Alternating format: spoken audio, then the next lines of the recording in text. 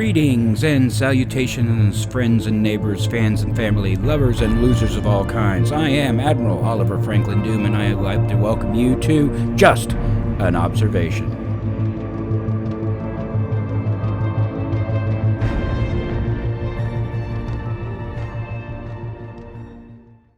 Today's Just an Observation is going to be a special one, but a long one. I want to focus on the last two episodic radio shows that were broadcast as part of the Golden Age of radio. On 30 September 1962, CBS Radio broadcast the very last episode of Yours Truly, Johnny Dollar, then followed it up with Suspense, and those two ended the Golden Age of radio. As such, we're going to do complete radio broadcasts of those particular episodes, and I hope you enjoy them. Johnny Dollar. Johnny, this is George Hardy at Northeast Indemnity Association. Yes, George. Got a pencil and piece of paper? Sure. Then write this down. Go ahead.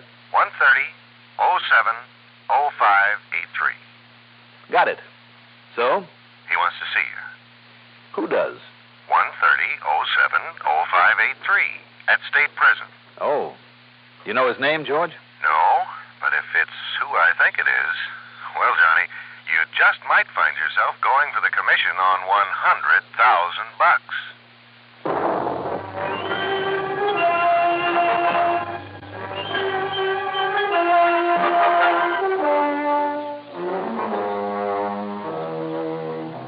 The CBS Radio Network brings you Mandel Kramer in the exciting adventures of the man with the action-packed expense account, America's fabulous freelance insurance investigator, Yours truly, Johnny Dollar.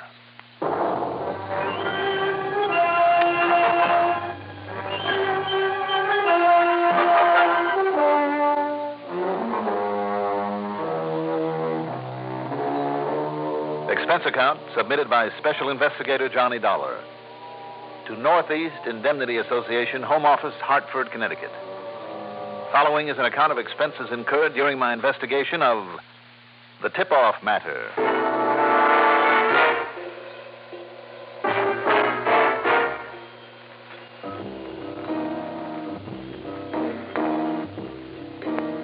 Expense account item 1 is $4.60 for a tank full of gas, despite the fact that the state pen is only a few miles south in Wethersfield, a town with a population of about 20,000, where the father of our country once planned the historic Battle of Yorktown.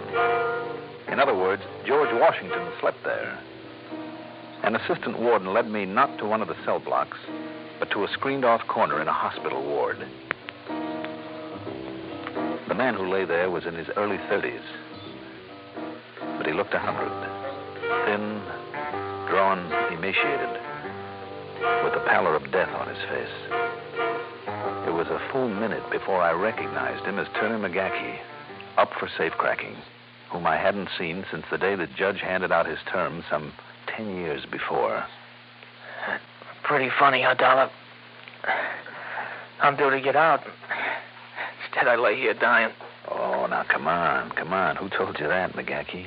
Now, come on, don't you try and kid me too, Dollar. I ain't got long, and I know it. That's why I had him send for you, see. Maybe you can stop a killing, Dollar. A killing? From that safe job that got me in here. Well, that was 10 years ago.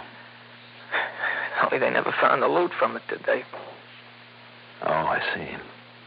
And you know where it is, Mac? Look, this ain't easy, Dollar, me telling this, but you're the only one I got any respect for. Respect for me? Mac, I was partly responsible for putting you here. Yeah, sure, Dollar. I hated your guts. Then I did. Only yesterday, the warden, he told me about what you've done for Tommy, my kid brother, about the home and foster folks you got for him, about you seeing he'd get educated, like the way that I never did. He was a nice kid, McGackie. It's all because of you that kid has a chance to play it straight, get somewhere. I think he will, too. He doesn't know about me. He didn't know I was there, Mac. There? Yeah. I stood in the crowd and I watched him graduate from high school. With honors. You'd have been proud of him, Mac. Yeah. Proud. And all on account of you give him what I couldn't never give him. Tommy deserved a chance like any other kid. That's all. Yeah, but the way you done it. You're letting them think I'd been killed. Some kind of an accident. You're never letting them know about my record. What I really was. Now he's got no spots on him. He's got nothing to live down to make him ashamed. And all this time I didn't know about what you've done for him. I just kept hating you. But I didn't know. Look, Mac, that's all water under the bridge now. So now I'm going to make up to you, Dollar. There's no need to, Mac.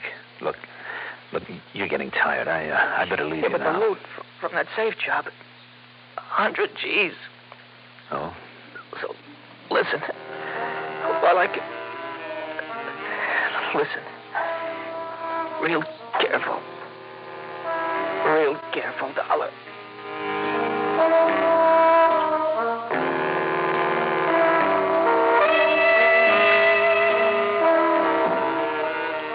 He told me then about Joe Pirelli, an old crony of his. Pirelli, now posing as a fisherman, living in Mac's old cottage on Peconic Bay, Long Island, near the town of Cutchogue. He told me about a safe in the cellar of the cottage, and the fact Pirelli knew only half the combination to it. And the other half? 2 weeks ago, when he'd found out that he was going to die, Mac had given the other half to a crook by the name of Danny Russelloff, who'd pulled the heist with him, who was also there in the pen, who'd not only been a boxman, but a killer. Okay, fine. Except for one thing. I wouldn't have told Danny. Not if I'd known then about what you'd done for my brother. Look, Mac. But now I do know. So it's you that's going to have that dough. No, it'll go to the insurance company, Mac.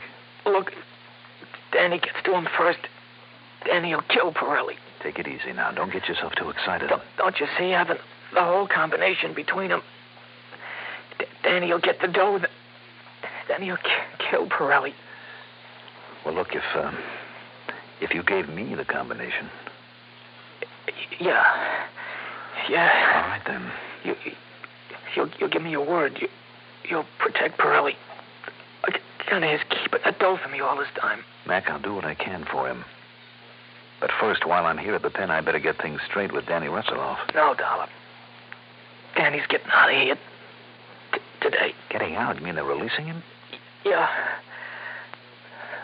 So you gotta go for that dough and now go see Pirelli. Okay, Mac. Now the combination of the safe. Yeah. First it's right. Turn it right. Yeah. Number. Dollar, I can't breathe. Mac. Come on, Dollar. Come on, Mac. Help me. Orderly. Help me. Nurse, get a doctor in here.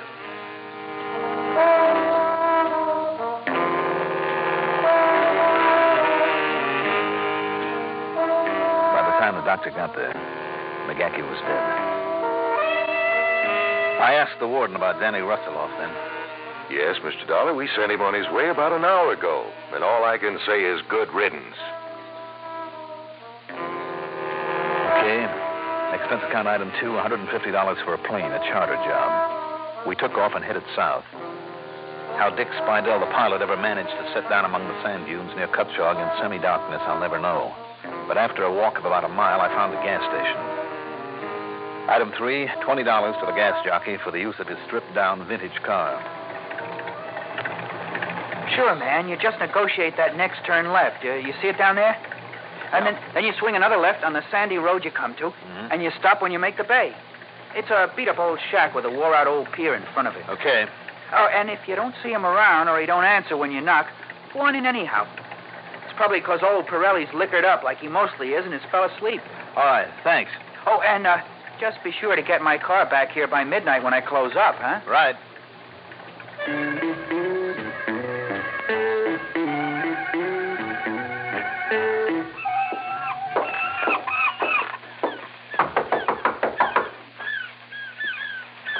Mike? Pirelli? Anybody here? Stop knocking down that door. Come on, open. Okay. All right, Pirelli, Oh, Yeah, you got a gun. because I've been waiting for you. You're a lousy shot, Pirelli. I'll get you. Okay, Danny, I give up. I give up, Danny. Danny, huh? Is that who you were waiting for with this gun? Danny Russelloff? Yeah, I thought... I read Danny was getting out today. Who are you? Who are you, mister? My name is Dollar. Now sit down over there by that table. Yeah. What are you doing here? I've come to pick up some money, Pirelli, $100,000. No. From the safe in your cellar. No, you got no right to that. I haven't, huh? You think I didn't know what's in the safe? I'm sure you did. And it all better be in it now. That's Max, though. McGacky's. He's dead, Pirelli. Only a couple of hours ago in the prison hospital. You're lying. You want to call him up and check on it? Dead. McGacky's dead, huh? That's right. Oh. Now, half of that dough is mine. That's mine, Dollar. I don't think so. Oh, no. Dollar, huh? You Johnny Dollar? You're the insurance dick. That's right. And I'm here to get that money. Oh, no. I'm also here for another reason. Yeah? Like what? To save your worthless carcass if I can. You don't believe that, huh? I never trust no cop, and you're a cop. Look, Pirelli, get one thing straight. Personally, I couldn't care less what happens to you. I've got no use for you. A man with a record like you piled up over the years. Look, I paid for everything I done. I served time. And for holding on to this hot money? My only reason for trying to keep Danny Russelloff from killing you is because I promised McGacky I would. I can take care of myself. Like you did when I came barging in here? Okay, so maybe you... Look, Danny Russelloff's the killer, and he's got the other half of that safe combination. What? Yes, because McGacky gave it to him when he found out he was going to die. And you think Danny couldn't force your half out of you with a gun in your belly? If you refused to help him open that box? And then when he got the dough, he'd kill you. No, I still wouldn't tell him my half. He'd kill you anyway and then blow the safe. That used to be his business. So whatever happens, Pirelli, without me, you end up dead. Dollar, listen. Now, look, I know it'll mean breaking my word to McGacky, but if that's the way you want it, all I have to do is just sit on the sidelines, wait for Danny to get here, for the safe to be open one way or another, see you get knocked off, and then move in on Danny. Yeah, okay, but maybe I can get him first. Sure. Go on. Try it. But if you do get lucky, if you do kill him before he kills you, I promise you one thing, Pirelli. I'll see you end up in the chair. Would you like to think about that for a while? Just don't take too long, though, Because I doubt if Danny's going to waste much time getting down here. And if I'm not around when he does get here? Well, Pirelli? Okay. What do you want me to do? Got enough food around here to keep us for a couple of days? Sure, I got plenty. All right, then I'm moving in. Have you got a phone? No. Only plenty of food and booze. I can see that. Is there any other way to get here, Pirelli, besides the road that turns off near the gas station? Not unless somebody try to get here with one of those heliocopters. All right, then from the gas station, I can tell if somebody's heading in here. Huh? I'll see you later.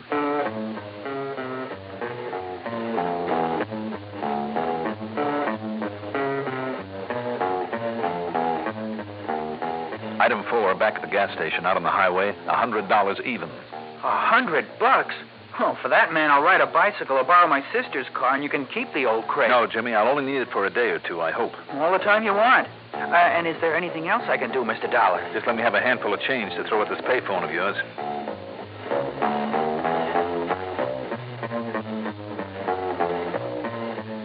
Item 5, $380 for a call to George Hardy at his home back in Hartford. I gave him the whole story. Good, Johnny, good. I had a feeling it had to do with that safe-cracking job we had to make good on. Now, how do I contact you down there? You don't. I'll have to contact you. What are you thinking of? Well, you said this Danny Russelloff hasn't shown up there yet. Not yet, though he's had plenty of time by now. Maybe Danny's playing it smart now he's on parole. What do you mean? Well, he's supposed to report in here in Hartford where he used to live, isn't he? Probably. So he'll do that first to give a good impression. Make everybody think he's on the up and up.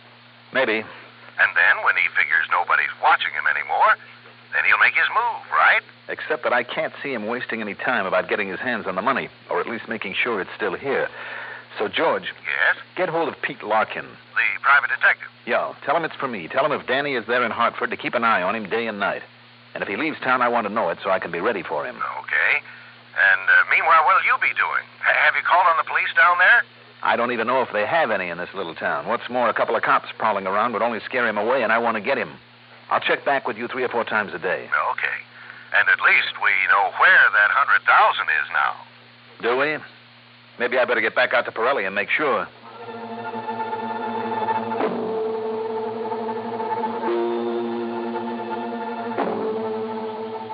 The safe was still there in Mike Pirelli's cellar, intact. And Mike himself, in the process of getting very, very drunk.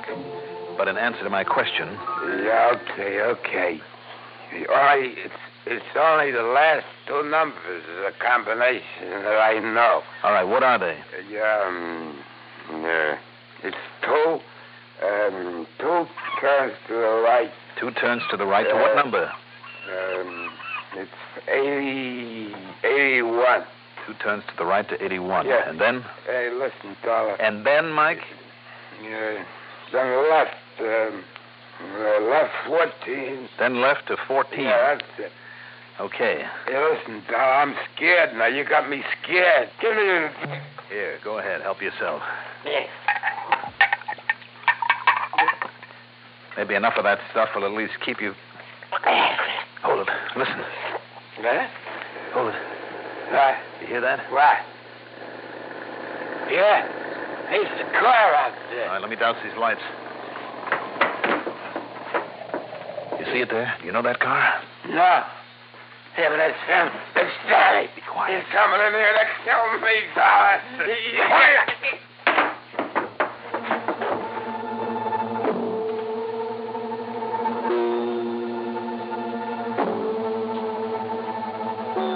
As the car pulled to a stop, I quietly slipped over to one side of the door and grabbed the knob. I drew my gun and waited. For a long moment, there was no sound out there. Then a car door opening and closing quietly. Then footsteps on the wooden sidewalk. Then as I felt him touch the doorknob, I turned it and swung open the door. Say, what's the matter, man? What's going on here? Why are you palming that cannon? Sorry, Jimmy, I was expecting somebody else. Man, I hope so. Hey, what happened to him, to old Pirelli? Oh, well, he... Oh, yeah. Yeah, I see the jug now. Mm-hmm. Falling down drunk again, huh? Oh, but, here, Mr. Dollar. The reason I stopped by is I forgot to give you this key to the trunk of my car in case you need it. Oh.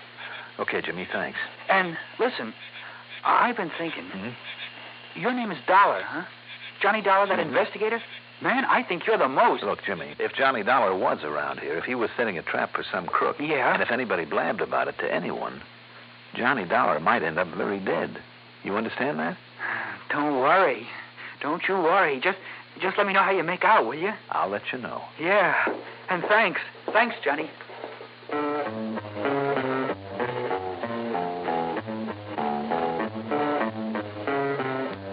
Item 6, in the next 3 days, $41 for more telephone calls to George Hardy. Yeah, Danny Russelloff was in Hartford, but sitting tight. So maybe George had been right. But how much longer I could keep old Pirelli under the influence without doing him serious harm began to worry me. And I was afraid that if he got sober, he might turn on me. Then the 4th day. And listen, Johnny. I mean, mister. As soon as you get through making that call, I want to tell you something. Yeah, okay, Jimmy, sure. And I hope you haven't been worried about my telling anybody you're here because I haven't told anyone. Hello? George? Johnny Dollar? Yeah. Thank goodness you called. when I got back here from lunch, Pete Larkin, that private eye you had me call. Yes? Early this morning, Danny Russelloff got away from him. He did. Pete's lost him entirely. So, Johnny, if I were you... Okay, George. Now, what I was going to tell you... Jimmy, I'm sorry. I haven't time now. But about that other car that started down the road. What? Yeah, down at Pirelli's place. When? About an hour ago. But then it came back to the highway. Did you get the license? Oh, I didn't get the number. It was Connecticut, though. All right. And then after he came back to the highway? Down that way. I see. Look, Jimmy, is there another road around here that goes to the bay? Yeah, the old fishing club, below Pirelli's place. Okay. Here. A sawbuck? Yeah. But why? What did I do? I'll let you know.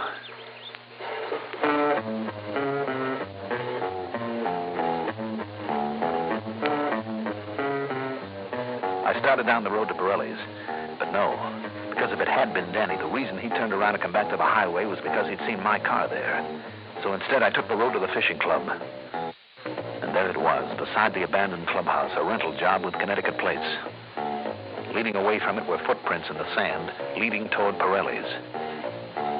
As I got close to the cottage by crawling on my belly behind the sand dunes, I managed to work my way around to one of the windows. I waited and listened. Not a sound inside. A trap? Maybe so. Maybe Pirelli's still hoping for a crack at the $100,000 and taking a chance at going over to Danny's side. Well, there's only one way to find out. I raised up just enough to look into the room. There on the floor lay Mike Pirelli, dead, a bullet hole in his forehead. So he hadn't told his half of the combination. That meant there was only one way Danny could get the dough out of that safe now. And the door to the cellar was wide open. Yet if I tried to lift the noisy old window and climb in without some other sound to cover... But Danny himself gave me that. By the time the noise of his nitro job on the safe had died away, I was inside the house and halfway down the cellar steps. All right, Danny. Raise them up over your head. Huh? Don't move. Get those hands up high. Oh, yeah? Yeah, mister? Well, look. You reach for a gun, Danny, and I'll pull the trigger. Oh, no, you don't. You see this? This bottle, mister? Nitro. It's nitro, and I can throw it even with a slug in me, and you're dead. If I can hit that bottle from here... Now, back up. Drop the gun. You try throwing that bottle of nitro, Danny. Yeah, at you. Set it down now, gently. Set it down. No, I'm throwing it now.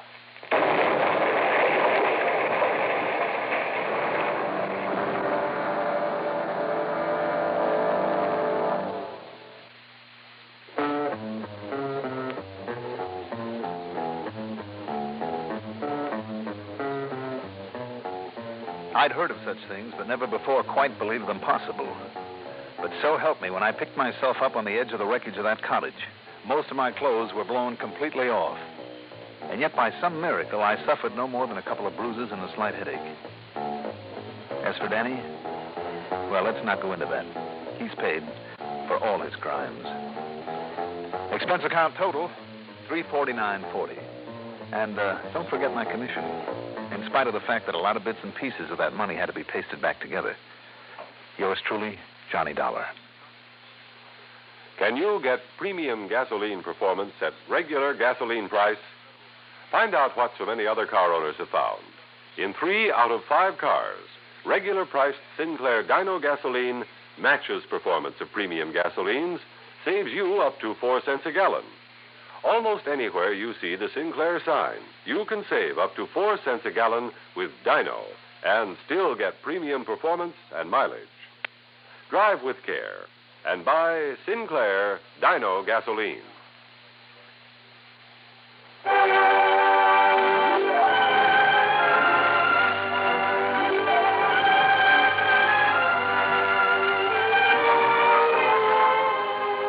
Yours truly, Johnny Dollar, is written by Jack Johnstone, produced and directed by Fred Hendrickson. Johnny Dollar is played by Mandel Kramer.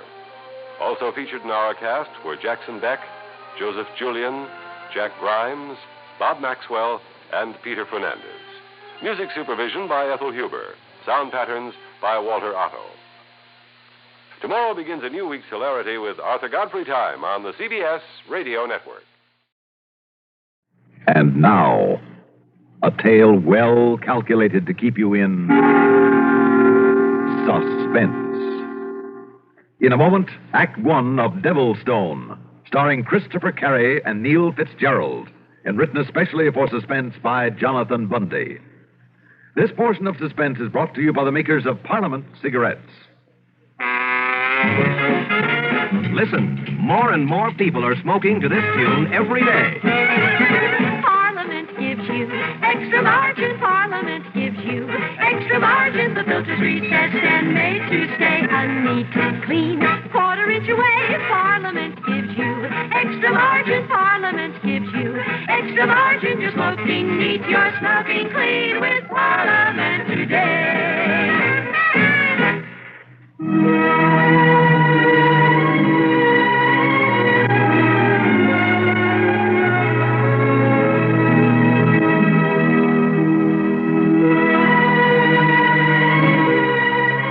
My name is Martin, Timothy Martin.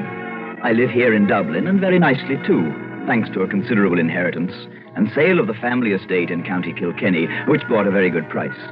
I have a comfortable cottage, a faithful manservant by the name of Evetts, and everything else I need to live an easy, contented life, and without the need of applying myself to any sort of labor. Even my financial matters are no bother to me. They're handled by a penny-pinching old solicitor by the name of Ian Carney. And mine was a contented life. Until, that is. Until a long-forgotten uncle died and left me some property he'd owned but never lived on up in County Fermanagh near Inniskillen. A place known as Devilstone. And then... But let me digress for a moment. I should say, let me seem to digress for a moment. And remember this, please.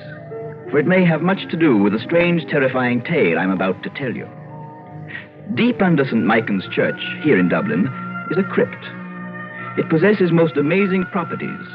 In it lie scores of bodies in a state of perfect preservation, albeit they are hundreds of years old. The old ones used to say it's due to some wondrous form of black magic. But modern science, modern chemistry, has exploded that ancient belief, has shown that certain gases generated by the unusual composition of the dark, dank earth in which the crypt is located, those gases have produced this amazing phenomenon. Very well. Now, a few days ago, I called Mr. Carney, my solicitor, on the telephone. I've been hoping you'd call me, Timothy.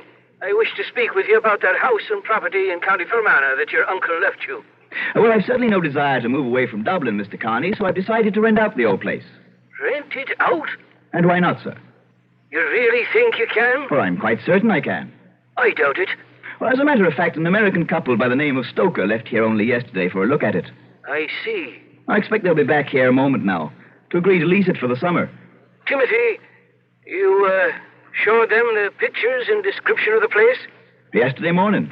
They were so intrigued by them, they were all for signing a lease then and there. You'd better to have taken their money and let them do it, my boy. Oh? Aye. I'm sure I don't see why. Well, surely they're entitled to look at the place over before they take it. After all, Mr. Carney, never having been there myself, there wasn't too much I could tell them about Devilstone. Exactly as it should be, Timothy. Well, I'm afraid I don't understand you, sir. I mean that now, my boy. You will never rent it to them, nor to anyone else who goes there. Why not? Now, why'd you say that, Mr. Carney? Well? You don't know? Well, of course I don't know. Then perhaps your tenants, I should say erstwhile prospective tenants, will tell you, if you ever see them again. Now, what do you mean by... Oh, excuse me a moment, Mr. Carney. Yes, what is it, Evetts? I beg your pardon, sir, but there's a Mr. Stoker here to see you. Stoker? Yes, sir.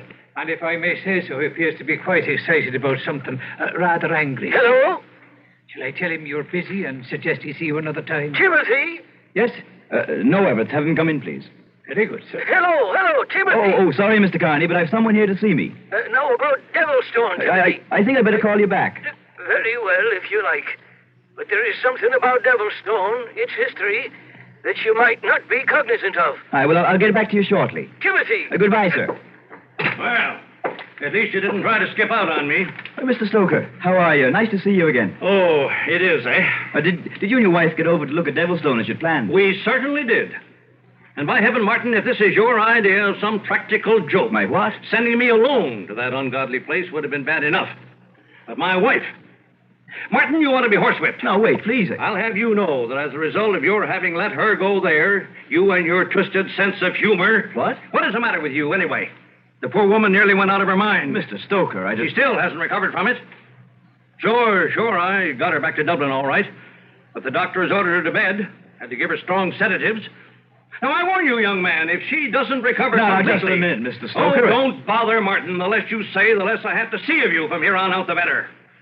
Here are the keys to that place. Now, look here, Mr...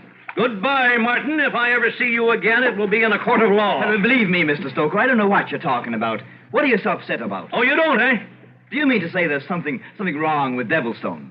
And do you mean to say that you, the owner of it, don't know? We don't know what, sir? You don't know that ungodly place is haunted? What?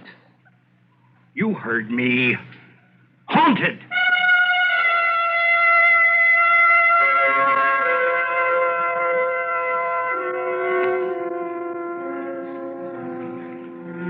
Could I possibly have heard right, sir? Haunted. Was that what he said, Mr. Martin? Haunted? Yes, that's what he said. Oh, dear. Oh, I beg your pardon, sir.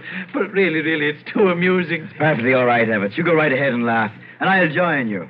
Well, that's about as an absurd excuse I've ever heard. Excuse me, sir.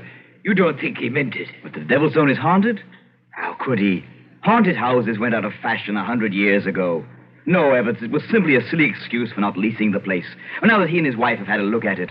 But what an excuse. Or does he think that we Irish are nothing but a lot of stupid, superstitious idiots? Quite right, sir. What? I mean, of course not, sir. Well, anyhow, it's completely ridiculous. So we'll simply forget it. Forget about the Stokers. Place an advertisement in the papers and find ourselves some other tenants. Yes, sir. Maybe we'd best reduce the rate on it a bit. Perhaps that's what scared them off. No, that could be, sir. Or who knows? And perhaps Devilstone isn't in as good condition as we've been led to believe. But can you imagine anyone coming up with an excuse so patently absurd, so completely asinine, and so utterly foolish, and expecting us to believe him, to take him seriously? Yes? What is it, sir? Everts, the truth now. Yes? Do you believe? Do you think? Possibly. Oh, no. No, of course not. It couldn't be. And yet, could that have been what Mr. Carney was talking about? Or at least implying? Mr. Carney, the solicitor? Yes. But Mr. Carney seems to be a man of good sense. He was so definite about it, though. When he told me I should have let them do what they wanted after they saw the pictures, sign a lease immediately. Before they even saw Devilstone? Yes. They would have, you know. They would have signed and paid a couple of months' rent, and Mr. Carney said I was wrong in not letting them do it, in not getting what I could, and immediately. Would it have been completely ethical now? You mean if something is wrong with the place? But haunted, sir. No, of course not. Ridiculous. Oh, of course. And yet, well, there's one way to find out. Yes. Shall I put in a call to Mr. Carney? No. By doing that, I'd be admitting that I might believe in such ridiculous possibility. No, Everts. You and I would drive up to Devilstone and we'll investigate ourselves. Capital, sir. A splendid idea. You like it, eh? Well, never having seen the place either of us, and after Mr. Stoker's reaction to it, it might be quite exciting, sir. Let's see now. If we leave right away, we should be able to reach Devilstone by nightfall. Yes, sir. So fetch the car and a couple of flashlights, too. Very good, sir. And perhaps I'd better take along a pistol just in case. And of course... What, sir? Well, to conduct our investigation in the ghostly place in style, we'll take along one of the dogs with us. Say, Red Kim of Heatherscote. An excellent idea, sir. Now, let's get underway. Yes, sir.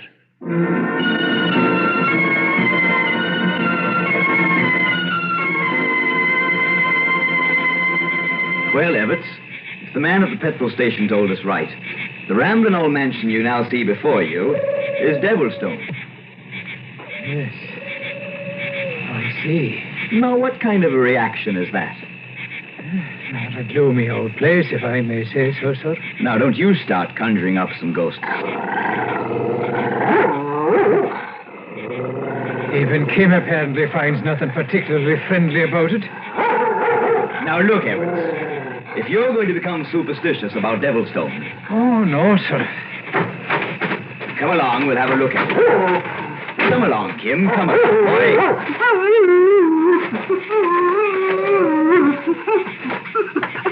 Now, let me see if I can unlock this door. Yes, sir, here. I'll hold the flash on it for you. Good. I believe this is the key. Well, the door is already ajar. Oh, yes, sir. So I see. Well, come along, you two. Come on, kid. He's protesting rather vehemently, sir. We'll just get him inside and we'll close the door. Yes, sir.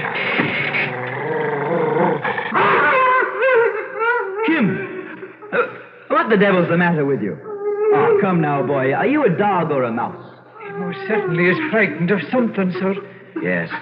He doesn't look like a ghost hunter crouched down there in the corner that way. And if I remember the pictures correctly, this door here should lead to a small, enclosed court, sir. And my word. It's just another night bird, Everts. Don't let it bother you. Now, do you mind telling me why did you do that? I beg your pardon. What? Why, you're still over there at the door. And yet, I distinctly felt something or someone bump against my shoulder. And I thought someone walked on past me. Look here, Mr. Martin. Yes? What is it? In the mud, out there in the court. Shine your light on it, sir, where mine is. Why, yes. Footprints. Big ones. And fresh. And do you see? More of them are being made even as we look at them. No. And yet there's no one there to make them. Impossible. I know, sir. But you're right, Evans. You're right. Back inside now, and quickly. Yes, sir. Now, whatever is making those footsteps can't follow us. It does feel a bit safer in here. No wonder Kim is frightened. With things like that going on. But why? And how? Do you suppose, sir, that one of the old lamps could be lighted? Well, if they have any oil in them. And it shouldn't take us long to find out if they... Oh, now, wait a minute. Now, what are we acting this way for? It's trickery, that's all it is. It's trickery. But by whom, sir? And why? Well, that is something we shall have to find out. Now, where is Kim? Oh, there he is, still in the corner. Sigmund Freud. Do you suppose, sir? No, nonsense. Whoever it was that scared Stoker and his wife out of here is trying to scare us now.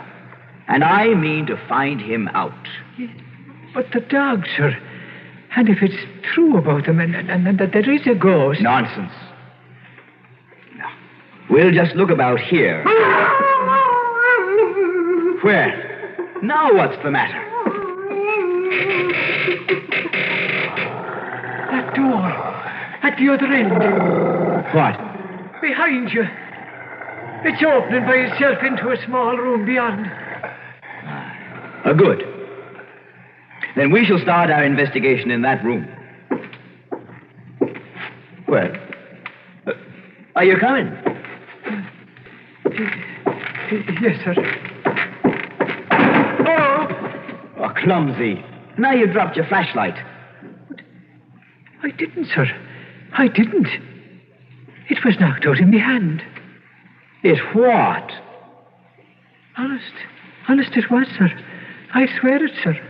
Now, Everts, don't be silly. Go on back in there and get it. I really rather not, sir, if you don't mind. Oh, the door. It's closed by itself. And now we're locked in. Oh, we are, eh? Who did this? Who closed this door? Who's there? Who's there, I say? The same one. What? The same thing. What are you talking about? The same thing that struck your shoulder, that made the footprints in the mud, and that frightened poor Kim so badly. And frightened you, too. Well, I say it's trickery. Trickery. It has to be. Who's doing this? Answer me. Answer me. Yes. Begone. What? You'd best begone. Yes. Yes. I guess we'd better. Yes, sir. No. Not a bit of it. Please, sir. Please, in the name of heaven, sir. No. We're going to stay right here, Ebbets, until we find out. You'd best begone. No. Not until we learn just what's going on and... Where's that voice coming from? I've tried to warn you. Oh, please, sir. They've tried to scare us, that's all. Tried to scare us. Yes. Yes. So that you'd leave this place. Why? Because if you do not, you will suffer the same fate as the dog. Kim? Fate? What are you talking about? Look, sir. The door is opening. Yes, look. In the light of the flash that was dropped in there. Kim! Everts. Kim is dead. Then, Mr. Martin... Oh, please, sir, I beg of you. Who did this? Who did this? Show yourself. Yes, I will show myself. Look. What? Oh, look, sir. Out of thin air. Yes, I see him. Mr. Martin. Yes. All right, we'll leave. Come along, Ebbets. Come on.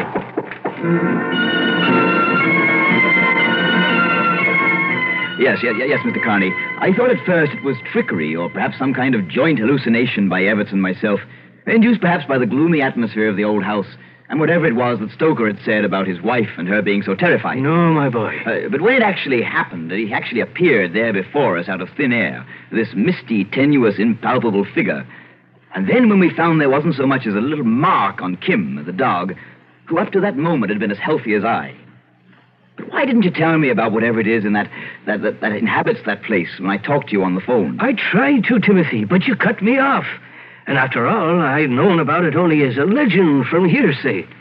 And he was a huge man and powerful, this ghost. Yes, I should say it was Jason O'Flynn, your ancestor, who built the place for his wife. It was to have been her castle. Was? Yes. But the first day she sought to enter into it, she fell, tripped upon the threshold, she struck her head, and she never regained consciousness. I see. The doctor was summoned, did all he could for her, there in a smaller room off the main salon. Yes. But she died that night. And then Jason O'Flynn swore by the book that no one would live in that house but he, until his body turned to dust. He walked out of that little room then and was never seen again. And ever since that time... But now you know the rest. Wait. Yes? Until his body turns to dust. His own words. And he wasn't seen to leave. No. What are you thinking of, Timothy? I'm going back there, Mr. Carney, tomorrow in daylight.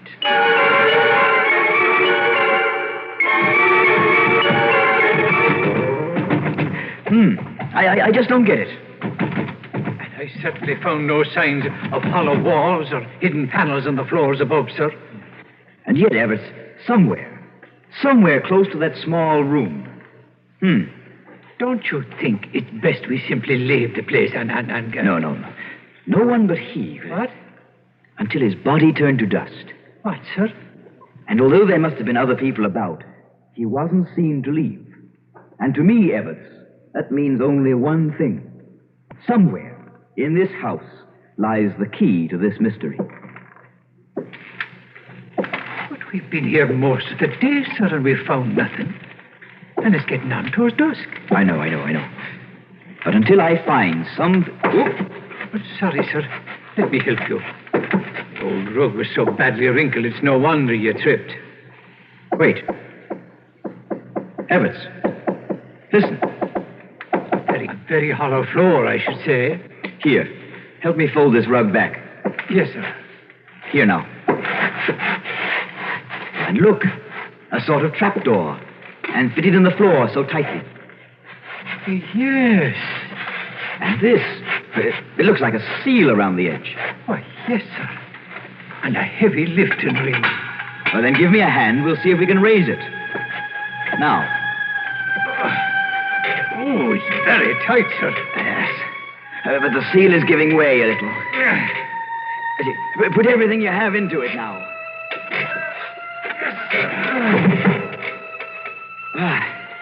Good. We made it. Must have felt it horrid odor coming up out of that place. Yes. Yes, Evetts. Like that in the caves, the catacombs under St. Michael's. You mean where all the bodies and... Yes. Quickly now. The flashlight. Give it to me. Here, sir.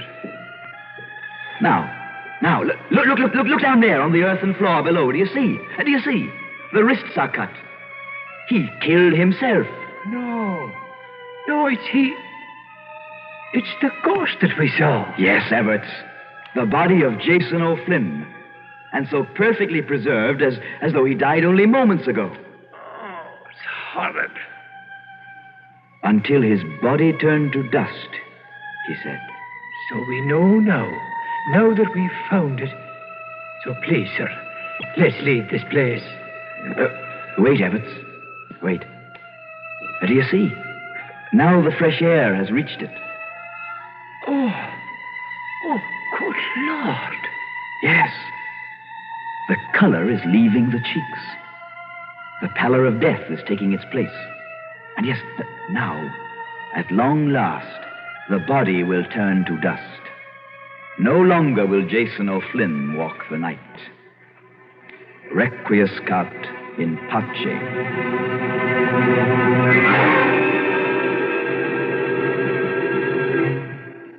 Suspense. You've been listening to Devilstone, starring Christopher Carey and Neil Fitzgerald, and written especially for Suspense by Jonathan Bundy.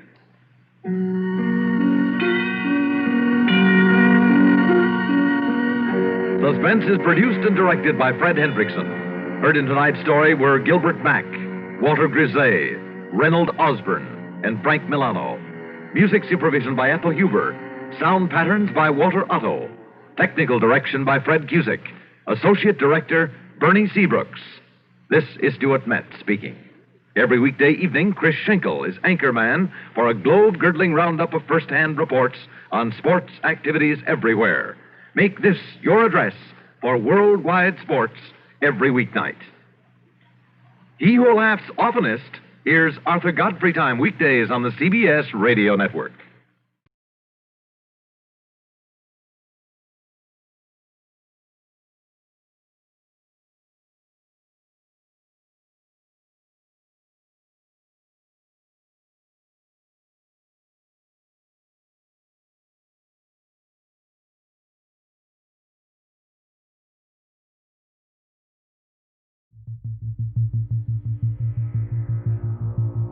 This has been Just an Observation with your host, Admiral Oliver Franklin Doom. Thank you for watching. We hope you enjoyed it, and we hope you will be back next time we make an observation. And before you go, always remember, Doom's rule number 129, live life as if awesome and incredible are downgrades.